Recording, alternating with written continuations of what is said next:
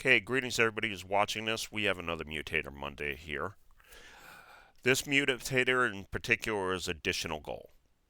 That is the type of Mutator. In particular, a subcategory we're looking at with normal chess. And Zillion's already made the first move, so I can't win it back. Zillion's decided to go there.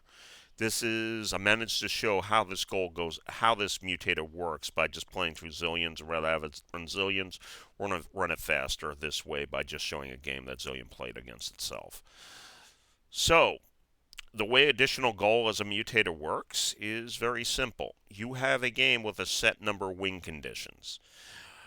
To add this mutator, you add an additional win condition to the game, or more than once. In this one here, and this is particularly beneficial, and you'll see why when we skip through the moves.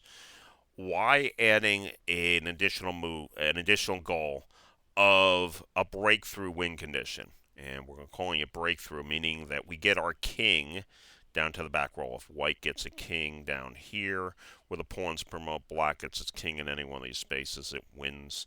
What you've seen discussed in chess variants, for example, is this has come up by people, whether they did it that way. Somebody worked on a game called Chess 2, managed to have it you cross midline. Here it works. Usually chess is draw-like, and there's really no way that the game will draw if you do that. It might give an advantage to white. But anyhow, as I said, you can use a version of pie roll and setup. But anyhow, let's skip through the moves and you'll see what I'm talking about here. Remember, this is absolutely normal chess outside of winning by getting the king there. You could have one where if the king gets there, irregardless if it's going to checkmate or not, you can do it. But if you want to play something a little bit close to traditional, you can do that also. That if you had a rook back here, you couldn't go in the back row till you get rid of the rook. So anyway, we'll proceed. He matches. Remember, that was the very first move. Then black goes there. We're just going to skip through this. And we proceed to go this way. And he's pushing the queen out there to do things, which typical trap that a computer will fall into, pushing the queen out too early. It puts pressure on it, but the queen becomes vulnerable because you can threaten it with pawns coming up anyhow. Let's skip through here. More moves. Now they're reduced. You'll see what happens is this game, the queens are off the board.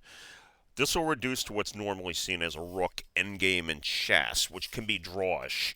Here, because you add that mutator of you can get the king across the board, it adds an interesting dynamic that, from my personal take, makes it more interesting. And I'm going to be doing corner chess this week. We'll do it very similar to this here. But you'll see, I added it as a win condition, and there's less pieces to it, but it makes the game arguably better. So anyhow, what you're seeing here is he lost a castling opportunity, and we're proceeding. We're about a third way through the game. You'll see how the game works. He is bunched up here. It's usually not a good sign, but he's gone into a defensive shell. Everything's pretty much protected, so he advances. Getting invaded by bugs that you can't see. I see him though, so anyhow, it's just going around. So he brought that up, he does that. He does this. He brings that up, which puts him closer to winning.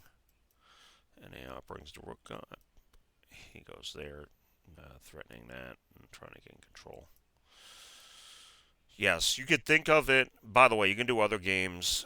Like, you've seen other games that are connection games or anything else, like I believe Christian Feelings, Havana, you can win multiple different ways. By adding goals that are of a dynamically different nature, you can also change the dynamics of the game. It becomes different games and helps restore the game being fresh. So we'll proceed here. We're going to skip through. We're about we're approaching halfway through the game. Knight goes up there. And he brings that up like that there. And he takes. And we'll see what he does. He takes with the pawn, creating a double pawn. You'll see here the material's equal, but you'll see something very soon that happens. He does that. He goes over there, and then if you watch this, he brings up, and that rook's now trapped.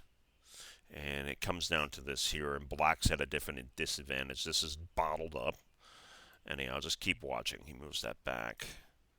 He's going up. The AI, another advantage you have with adding the goal, like the breakthrough or different goals, you can totally change perspective, and the AI won't know what to do here. There is another why I like the breakthrough as a variant for chess is it really adds long-term thinking and adds another way to do it. Adds another angle you can approach, and you can totally shape your game around pushing for that. And moves to work over. Now the kings will start moving up. He does that. There'll be a trade-off, and then you get in the end game. But anyhow. And keep in mind, you have to push the pawn down to become a queen is always a threat there. But you're adding another one of the king marching up. He has to keep that in the back row, because if the king were to march up, like go up here, here, and up, he could win the game that way. So he's around the corner here guarding to prevent the king from coming up. But now he goes up. He's stalling. I don't know why we're just saying that. He goes down because he's going to come across and threaten us here. That risked a pin position anyhow.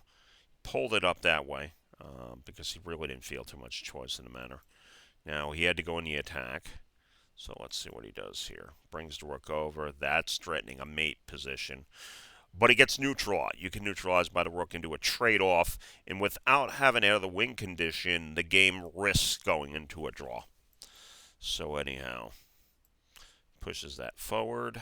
He goes here. We're winding now. We're approaching the end game here. He comes over back up. As I said, he comes over and takes the pawn. He's threatening to blow with this line here. And by the way, that smiley face that he won, because I've already played through here. And he won, so he goes like that there. Now they're both threatening that. So he goes down.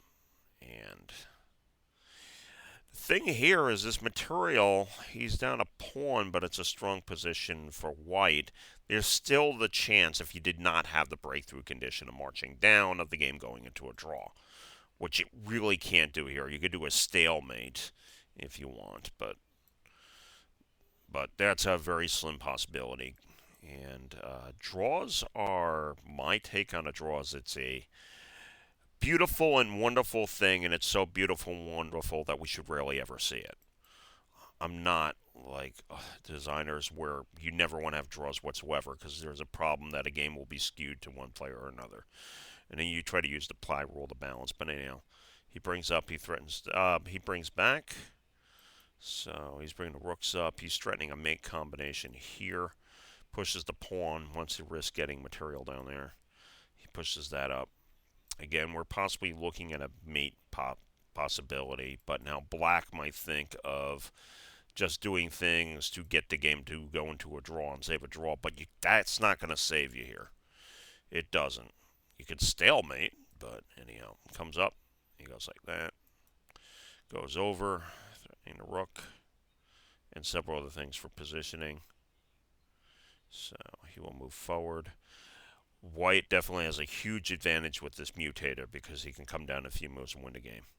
He has to put it there to defend, or the king's going to be marching down and winning the game. So he's critically feels a lot of pressure to keep the rook back there. Otherwise, the king marches in and wins. So pawn goes forward. Rook comes over. Actually, I believe that's right. Sorry, I lost track.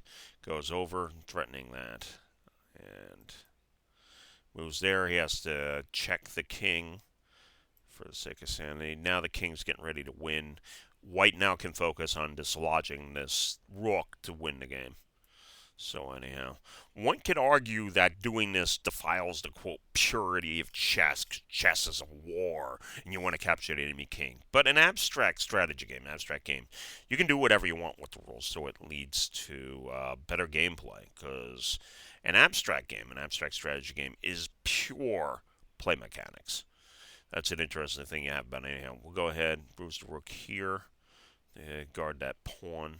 And he can then move out, and he can come over. So, does that, threaten that. We're hitting the end game here. We got a few more moves that's going to go over. He goes here. Only thing left for him is to dislodge that rook, and he can win the game. So, he being the black player. And we had that there. Comes over. I think he wants to bring another rook down, but we'll see what's going to happen. Takes the pawn. Now you're down to the situation here. You would have a pawn slot and something else. But the game will end sooner with this win condition, rather than have to go through the promotion and everything else. So he goes up like that there. He's going to back up one step away. And we go proceed. Threatens like that there. He could do move repetitions. Zillions will see it, but he moves forward. Next up, he comes over, takes that pawn, really doesn't need to worry about it as much.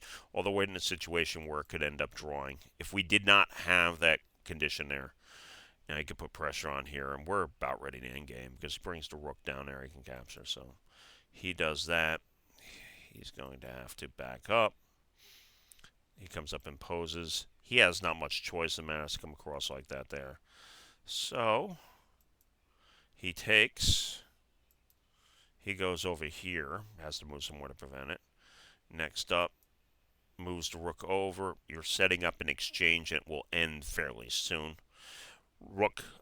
King moves up here. Next up, go down there, and game over for black. So what you see here with the Mutator is you're about to win, and he goes there, and not much choice, and that ends up being a win for white. What you see here by adding this Mutator is the dynamics of chess. By adding another goal to the game, you can broaden the perspective to it. And it's just one additional rule with a little bit of clarification, but it makes the game deeper. The most popular one, I would say, or the easiest one to implement would be this: let's get a piece across the board. There was the modern abstract game Terrace that had that. And that might have been where I got inspired. And you'll see with corner chess, which is a desert chess thing where you set up the pieces here on the corners and you go across corner chess. It's kind of like a desert warfare. Very limited pieces, but extra firepower. Anyhow, you saw what happened there. That's a win for white.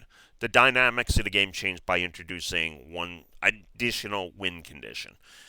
And it doesn't make the game really any more complicated, but it makes the strategic depth deeper.